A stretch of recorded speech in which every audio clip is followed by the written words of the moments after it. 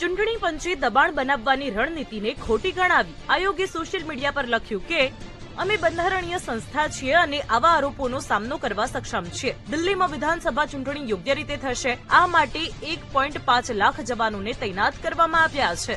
આપે આરોપ લગાવ્યો હતો કે ચૂંટણી પંચ ગુંડાગીરીને પ્રોત્સાહન આપી ભાજપને સમર્થન આપી રહ્યું છે. મુખ્યમંત્રી આતિશી વિરુદ્ધ આચારસંહિતા ભંગનો કેસ નોંધાયા બાદ પાર્ટીએ આ આરોપ લગાવ્યો હતો. જે બાદ સીએમ આતિશીએ પ્રેસ કોન્ફરન્સ કરી કહ્યું, मैं आज इलेक्शन कमीशन से पूछना चाहती हूं, Bharat free and fair election के लिए जाना जाता है.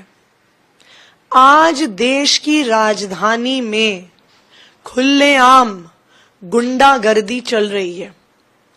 बीजेपी वाले गुंडागर्दी कर रहे हैं, उनको बचाने के लिए पुलिस वाले गुंडागर्दी कर रहे हैं और अब इलेक्शन कमीशन कंप्लेंट करने वालों पे केस फाइल कर रही है.